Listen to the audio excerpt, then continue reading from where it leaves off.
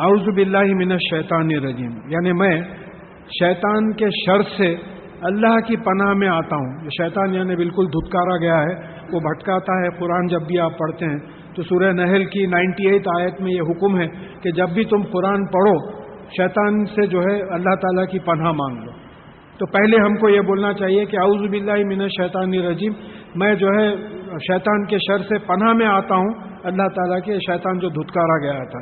بسم اللہ الرحمن الرحیم، یعنی اللہ کے نام سے، مطلب یہ ہے کہ شروع ہو رہا ہے جو رحمان ہے۔ رحمان کا مطلب یہ ہے کہ فائدہ پہنچانے والا ہے، فارسی میں اس کو مہربان بولتے ہیں، لیکن ہمارے سمجھنے کے لیے یعنی اللہ کے نام سے ہم یہ بات شروع کر رہے ہیں جو فائدہ پہنچانے والے ہیں اور رحم کرنے والے ہیں۔ ہم بالکل رحم کے قابل ہیں، ہمارے میں کوئی طاقت نہیں ہے۔ اگر کوئی سمجھتا ہے اپنے آپ کو طاقتور تو اس سے بڑا کم ناسمجھ نہیں ہوگا۔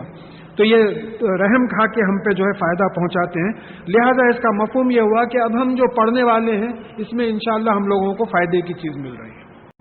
یا ایھا الذین اوتوا الکتاب آمنوا بما نزلنا مصدقا لما معهم من قبل ان نطمس وجوہا فنردوها على ادبارها او نلعنهم كما لعنا اصحاب السبت۔ اے وہ لوگوں جن کو کتاب دی گئی ہے، تمہارے پاس جو قرآن نازل ہوا ہے اس پر ایمان لاؤ، کیونکہ یہ جو ہے تمہارے پاس جو پہلے سے ہے توریت انجیل اس کی تصدیق کرتا ہے۔ قرآن یہ نہیں بولتا کہ توریت نازل نہیں ہوئی تھی، انجیل نازل نہیں ہوئی تھی۔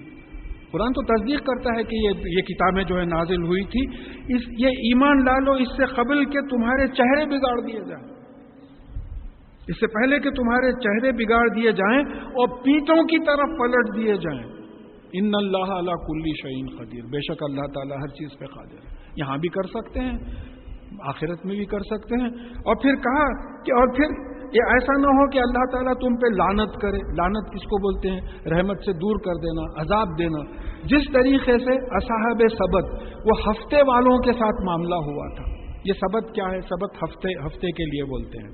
یہ بنی اسرائیل کا ایک گروپ تھا جو سمندر کے کنارے پہ رہتا تھا۔ ہمارے پاس جیسا جمعے کے دن کا اہتمام ہے کہ بھئی نہاؤ دھو نماز کو آؤ جمعے کی نماز کے لیے، اور تمام کاروبار چھوڑ دو، جب اذان ہوتی ہے تو تمام کاروبار چھوڑ کے نماز کو آ جاؤ۔ ہمارے پاس 1 گھنٹے 2 گھنٹے کی بات ہے، ان کے پاس پورے ہفتے کا یہ تھا کہ اللہ کی یاد میں گزاریں۔ ان کا ڈیمانڈ یہ تھا، ہفتے کے دن جو ہے جیسا عیسائی جو اتوار مناتے ہیں، یہودیوں کو ہفتہ تھا، ہم لوگوں کا جمعہ ہے، تو یہ ہفتے کے دن ان کو یہ تھا کہ بس اللہ کی عبادت میں لگے رہیں۔ اب ان کی آزمائش کے لیے ہفتے کے دن سمندر میں مچھلیاں بہت آتی تھی۔ اب یہ کیا کرے؟ بولے بھئی اگر ہم مچھلیاں پکڑے تو پھر یہاں خلاف ہو جاتا، اس دن تو عبادت میں لگے رہنا ہے۔ تو کیا کرتے تھے؟ جمعے کے دن نالے کھود لیتے تھے، گڑے کر کے نالے کھود لیتے تھے، تو پوری مچھلیاں جو ہے گڑوں میں جو ہے آ کے ہفتے کے دن جمع ہو جاتے تھے۔ ہفتے کے دن جا کے وہ نالے بند کر دیتے تھے، اتوار کے دن مچھلیاں نکال لیتے تھے۔ انکم ٹیکس ایڈجسٹمنٹ، ادھر بتا دیے ادھر بتا دیے۔ اپنا 2 ریکارڈز ہیں، ایک بیوی کو بتانے کا، ایک گورنمنٹ کو بتانے کو، ایک اپنے کو بتانے کا، 3 ریکارڈ مینٹین کر رہے ہیں۔ تو یہ اس طریقے سے تو کس سے کھیل رہے ہیں؟ جیسا اللہ معاف کرے، بعض کا سننے میں آتا کہ رمضان سے پہلے اپنی جائیداد بچوں میں تقسیم کر دیتے، رمضان ہوتے واپس لے لیتے، رمضان کے مہینے بولتے بھائی میں صاحب استطاعت ہی نہیں ہوں۔ کس کے ساتھ کھیل رہے ہیں؟ تو یہ اس طریقے سے تو اللہ تعالیٰ نے اس کی سزا کیا دی؟ ان کو بندر اور سور بنا دیا، بندر اور سور ان کو بنا دیا۔ تو بول رہے ہیں کہ دیکھو تم یعنی یہ اس قرآن پہ ایمان لاؤ جو تمہاری کتابوں کی تصدیق کرتی ہے، ورنہ ہم یہی معاملہ تمہارے ساتھ کریں گے۔ وَكَانَ أَمْرُ اللَّهِ مَفْعُولًا، اور بے شک اللہ تعالیٰ کا حکم ہو کے رہتا ہے۔ یہ پیسز یاد کر لینے کے ہیں صاحب۔ وَكَانَ أَمْرُ اللَّهِ مَفْعُولًا، اور بے شک اللہ تعالیٰ کا حکم عمل میں آ کے رہتا ہے۔ ایک اصول ہے، یہ قانون ہے، ایسا ہو ہی نہیں سکتا کہ اللہ تعالیٰ حکم دے اور وہ حکم عمل میں نہ آئے۔ اب یہ بڑی اہم آیت آ رہی ہے شرک کے معاملے میں، اللہ کرے کہ اچھی طرح سے میں سمجھا سکوں اور آپ سمجھ سکیں۔ ان اللہ لا یغفر ان یشرک بہ، بے شک اللہ تعالیٰ اس گناہ کو معاف نہیں کرتا کہ اس کے ساتھ کسی کو شریک کیا جائے.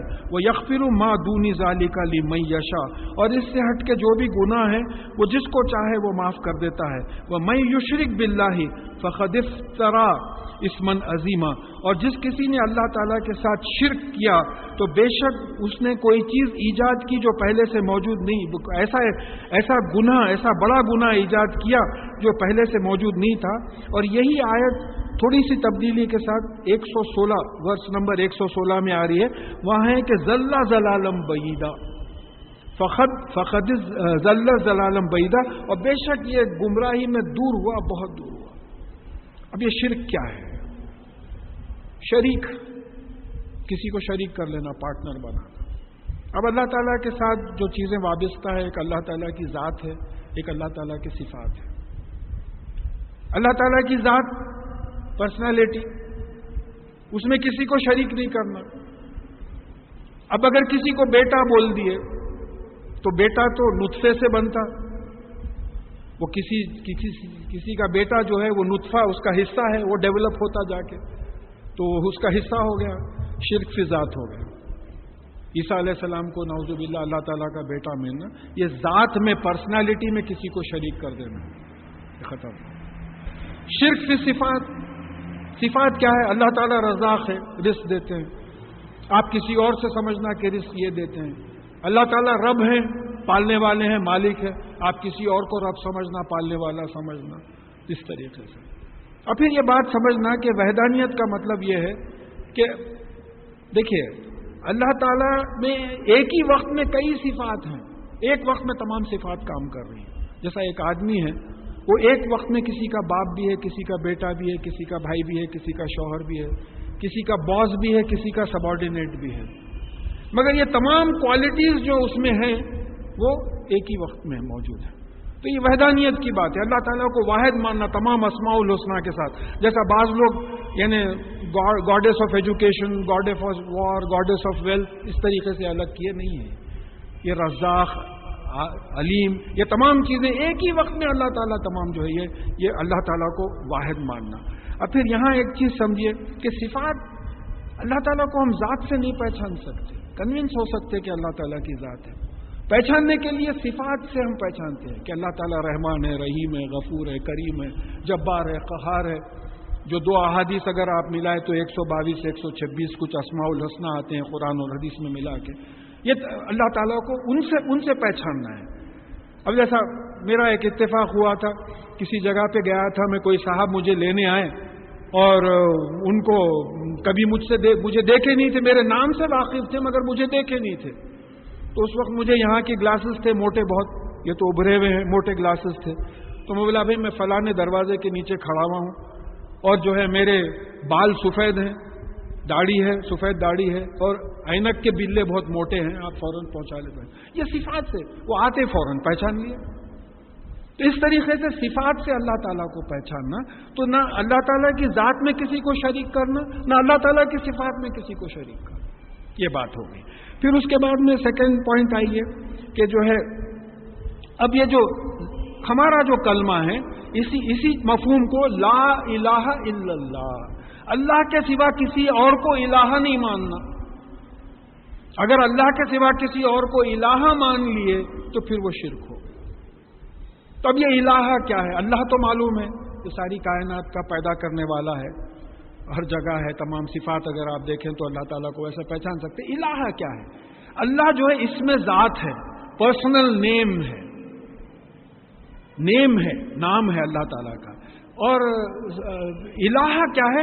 ڈیزگنیشن ہے. اس کو قرآن میں کیسا سمجھایا کہ موسیٰ فرعون کے منہ سے جو یہ بولنے لگایا کہ میرے علاوہ کوئی الہ نہیں ہے. تو فرعون اس زمانے میں کیا تھا؟ بادشاہ تھا. He was the supreme authority in his kingdom. تو الہ از دا، قرآن نے جس طریقے سے سمجھایا الہ is the supreme authority in the universe. اقتدار اعلیٰ جس کو بولتے ہیں کہ کسی اور کو اقتدار اعلیٰ نہیں ماننا، کسی اور کو یہ نہیں سمجھنا کہ ان کی بھی اتھارٹی ہے ان کے ساتھ. یہ جو ہے کلمہ. پھر اس کے بعد میں ایک بڑا ہمارے ساتھ واقعہ ہوا ہے، سورہ اعراف کی 172 174 آیات میں ہم لوگ پڑھیں گے کہ جو ہے اللہ تعالیٰ نے بنی آدم کی پیٹھ سے تمام جو انسان آنے والے تھے ان کو نکالا، ذریات کو نکالا. میں تو ان کو جینز آف فیتھ بولتا ہوں کہ نکال کے ان سے گواہی لی کہ کیا میں تمہارا رب نہیں ہوں، پالنے والا نہیں ہوں؟ اور سب نے گواہی دی کہ بے شک آپ ہمارے رب ہیں، پالنے والے ہیں. تو اللہ تعالیٰ نے کہا کہ میں یہ گواہی اس لیے لے رہا ہوں کہ کل تم قیامت کے دن یہ نہ کہو کہ ہم کو معلوم ہی نہیں تھا کہ آپ ہمارے پالنے والے ہیں. ہمارے والدین مشرک تھے، شرک کرتے تھے، ہم ان کی پیروی میں شرک کرنے لگے. اس طریقے سے اللہ تعالیٰ اپنی آیتیں کھول کھول کر بیان کرتا ہے. پھر فرعون نے پوچھا تھا کہ میرے علاوہ کوئی اور بھی رب ہے؟ کیونکہ بادشاہ کی حیثیت سے وہی مالک اور وہی پالنے والا تھا. ہم اس کو مس انڈرسٹینڈ کریں کیونکہ فرعون خود آلیہ تک دوسروں کو، دوسرے الہ، دوسرے اتھارٹیز کو فرعون پوچھتا تھا، مانتا تھا. تو یہ اس نے اپنے آپ کو اللہ نہیں کہا، اس نے کہا کہ اتھارٹی تو میں ہوں. تو معلوم ہوا کہ اللہ تعالیٰ کے علاوہ کسی اور کو اتھارٹی سمجھنا، کسی اور کو پالنے والا سمجھنا، کسی اور کو مالک سمجھنا، یہ بھی جو ہے شرک ہے. اب کفر اور شرک میں کیا فرق ہے؟ بھائی شرک میں آپ اللہ تعالیٰ کے تھوڑے سے پاورز کم کر دے رہے ہیں. بھائی انہوں بھی بولے تو ہوتا، انہوں بھی بولے تو ہوتا ہے. کفر میں آپ مکمل اللہ تعالیٰ کو زندگی سے ہٹائی دے رہے ہیں، کمپلیٹ ہٹا دے رہے ہیں. تو اسی لیے کفر کو شرک سے ایکویٹ کیا گیا ہے. کئی جگہوں پہ ایسا آیا ہے کہ ان کو وہ جو کفر کرتے تھے ان کو سزا اس لیے ہوئی، یا وہ جو شرک کرتے تھے اس لیے سزا ہوئی کہ وہ کافر تھے. تو جو ہے انکار کرنے میں کے معنی میں آیا. پھر اس کے بعد میں اور ایک سائنٹیفکلی اگر آپ کو سمجھنا ہے تو یہ سمجھنا ہے کہ یہ ساری یونیورس میں there is only one creator, rest is creation.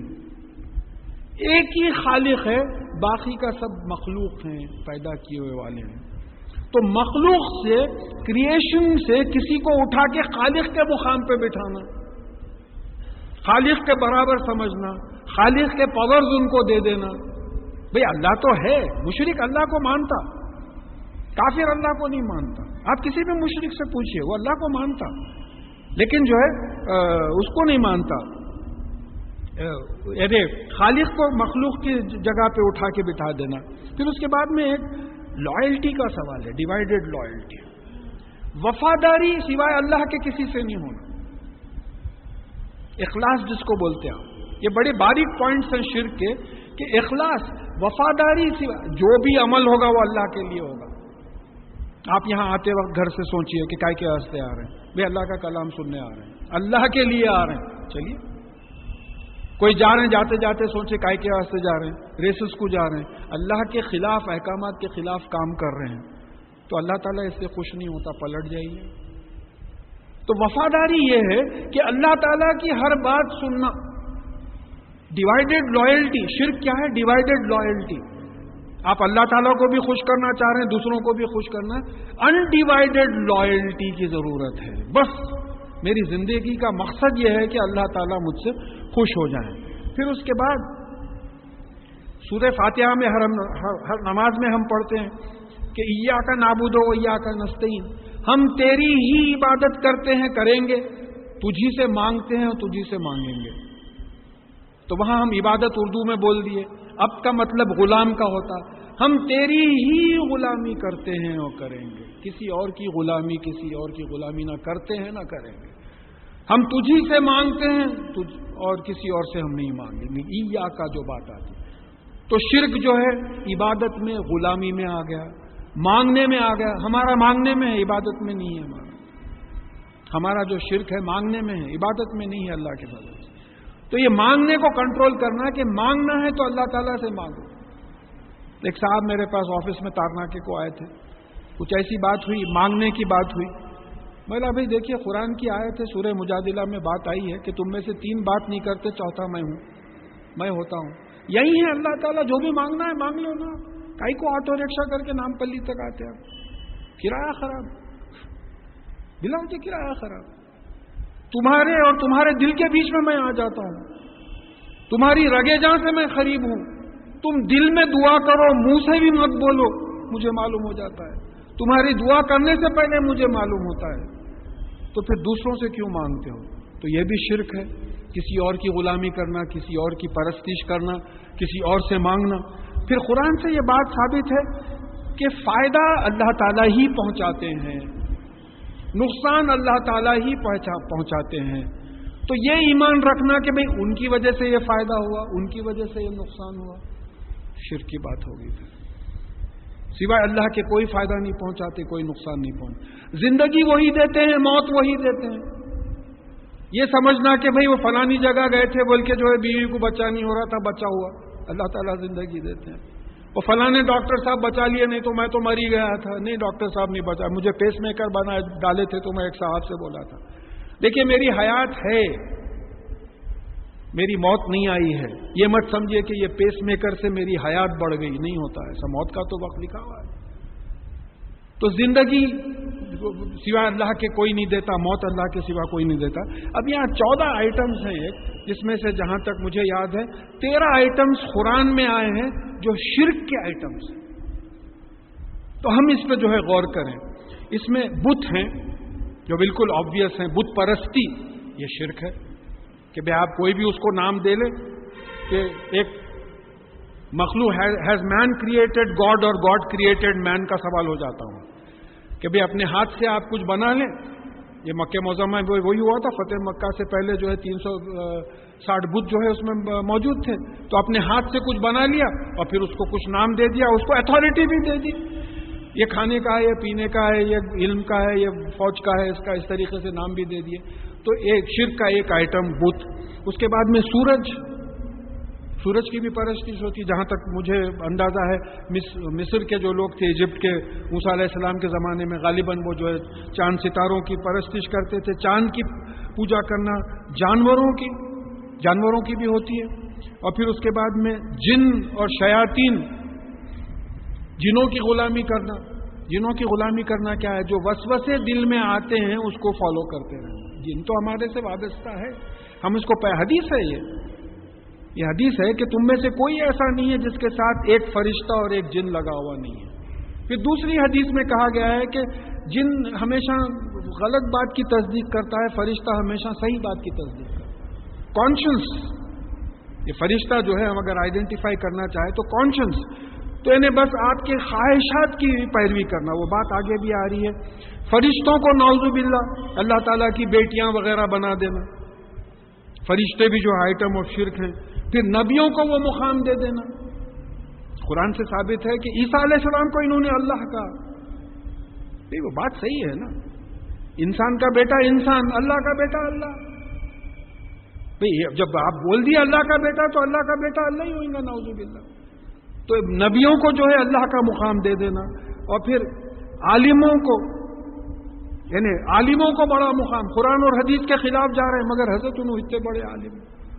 ایک صاحب مجھے ریاض میں پوچھے تھے، بولے صاحب فرض کیجئے کہ وہ بہت بڑے عالم ہیں، صاحب اللہ تعالیٰ سے بڑھ کے عالم کون ہو سکتا ہے؟ قرآن اور حدیث کے خلاف کس کو مان؟ کوئی بھی ہوگا، کوئی بھی ہوگا۔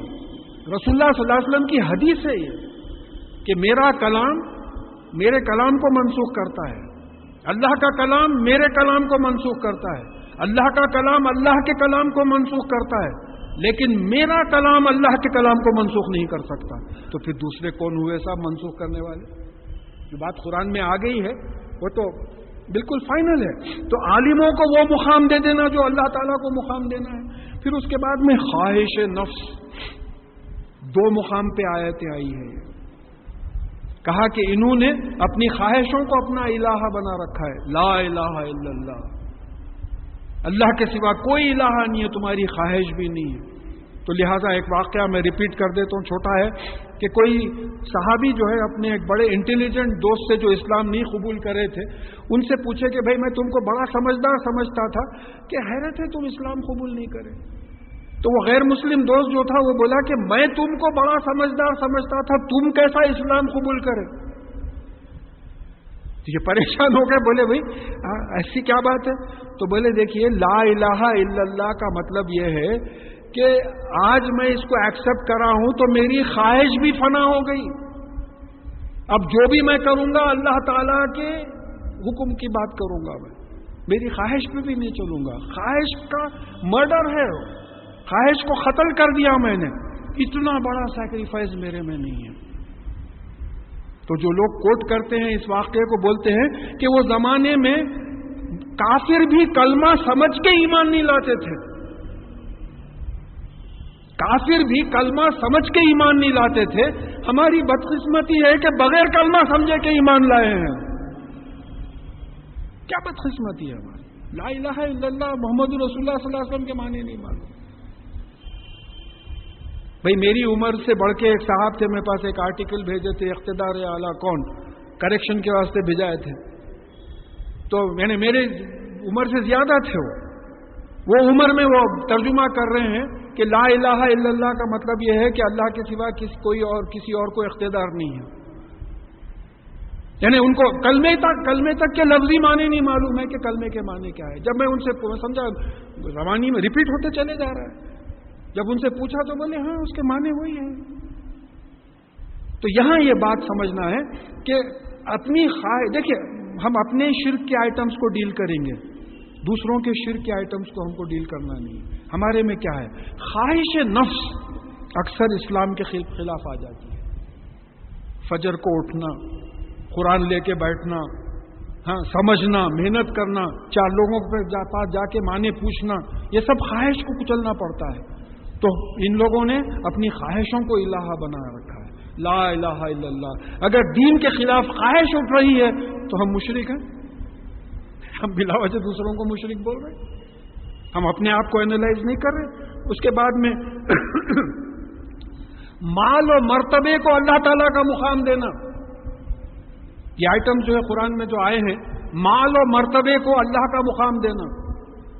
حضرت و فلانے مولانا ہے، کون پوچھ کے دیکھتے ہیں ان کو؟ بولے آپ وہی دیکھو، پیسے والے ہیں، کیسا ہوتا ہے. پوری نیوز کور ہو رہی پیسے والوں کے بارے میں، ان کی فیملی میں ایسا جھگڑا ہوا، ایسا ہوا ہے. آپ کے پاس ہوا تو آتا، ٹی وی پہ پوری نیوز میں آتا. مال ہے، عہدہ ہے، کمشنر ہے میاں، نکلا تو جو ہے پورے پولیس والے سلوٹا مارتے ہیں. عہدہ ہے، اصل وہی عہدہ ہے. تو اس کو بہت بڑی چیز سمجھنا. وہ آپ کے پاس مال آ گیا، ایمان رہے یا نہ رہے. آپ کے پاس عہدہ آ گیا، ایمان رہے یا نہیں، یہ بھی شرک کے آئٹمز ہیں. پھر اس کے بعد میں رسم و رواج کو وہ مقام دینا جو قرآن اور حدیث کو دینا ہے. بھئی نہ منجے ثابت ہے، نہ چوتھی ثابت ہے، نہ زیارت ثابت ہے، نہ چہلم و برسی ثابت ہے قرآن اور حدیث سے. ایک ضعیف سے ضعیف حدیث نکال کے لے کے آئے، مگر برابر کر رہے ہیں، برابر کر رہے ہیں، ہٹ دھرمی سے کر رہے ہیں، برابر کر رہے ہیں. پھر یہ اپنی مرضی چلا رہے ہیں. آپ لوگوں کو وہ مقام دے رہے ہیں جو اللہ تعالیٰ کو مقام دینا ہے. آج کل ہمارے پاس لوگ بڑے وہ ہو گئے، لوگ کیا بولیں گے. کوئی غریب امپلائی تھے میرے پاس، وہ شیورٹی کے واسطے پروویڈنٹ فنڈ کے شیورٹی کے لیے لائے تھے. تو بولا کائے کے واسطے نہیں صاحب، وہ فلاں رشتہ دار کا انتقال ہوا، میں ان کے جو ہے چہلوم کے لیے لے رہا ہوں. بولا نہیں ہے نا صاحب ہمارے پاس ایسی چیزیں. بولا آپ کہاں سے دیں گے، اتنی رقم آپ لے رہے ہیں، آپ کی تنخواہ کتنی ہے، اتنی رقم لے کے آپ ایسی شاندار دعوت کرنے والے ہیں، کہاں سے دیں گے آپ؟ نہیں صاحب لوگ کیا بولیں گے. یہ لوگ ہمارے دکنی زبان میں یہ لوگ بھی شرک کا ایک آئٹم بن گئے کہ آپ لوگوں کو خوش کرنا چاہتے ہیں، اللہ تعالیٰ کو خوش نہیں کرنا چاہتے. پھر اس کے بعد میں اب یہ جو ماڈرن زمانے میں قانون قدرت کو جو ہے وہ مقام دینا جو اللہ تعالیٰ، laws of nature, nothing can go against laws of nature, یہ بڑا ایلیویٹڈ لیول کا شرک ہے. جیسا اقبال بتائے تھے رحمۃ اللہ علیہ کہ جو ہے وطن پرستی بھی ایک نیا شرک ہے.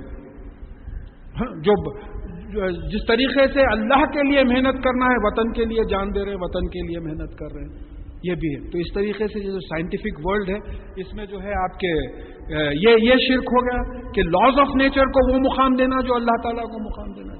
لاز آف نیچر اٹل ہے. دیکھیے تقدیر تک اٹل نہیں ہے. یم اللہ ما یشاء یثبت وعندہ ام الکتاب، جو چاہتے ہیں اللہ تعالیٰ مٹا دیتے ہیں، جو چاہتے ہیں ثابت رکھتے ہیں. اصل کتاب اللہ تعالیٰ کے پاس ہے، تو الٹیمیٹ اتھارٹی اللہ تعالیٰ ہے. تو یہ جو ہے آپ کو قرآن سے زیادہ تر لاز آف نیچر کے علاوہ جتنے آئٹمز ہیں قرآن سے ثابت ہوتے ہیں کہ یہ اللہ تعالیٰ کے ساتھ ان لوگوں کو شریک کیا جاتا ہے.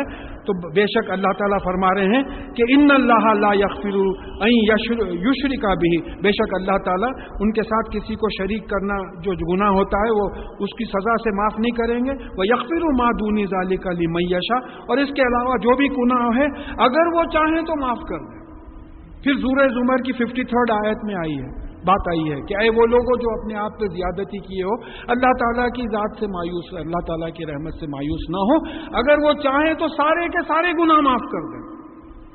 شرک سے بھی اگر کوئی توبہ کر لے تو ظاہر ہے معاف کر دے گا، کفر سے کوئی توبہ کر لے تو معاف کر دے گا۔ توبہ کا سوال ہے، توبہ کا مطلب کیا ہے؟ غلط راستے سے پلٹ کے صحیح راستے کی طرف آنا۔ توبہ کا مطلب کیا ہے؟ جو رحمت کی نظر ہٹا لیے تھے پھر رحمت کی نظر اس پہ ڈال دینا۔ تو بول رہے کہ وَمَن یُشْرِک بِاللَّهِ فَقَدِ افْتَرَىٰ اِثْمًا عَظِیمًا، اور جو کوئی اللہ تعالیٰ کے ذات و صفات میں کسی کو شریک کرا، اس نے ایک بہت بڑا گناہ ایجاد کیا جو وجود میں نہیں تھا۔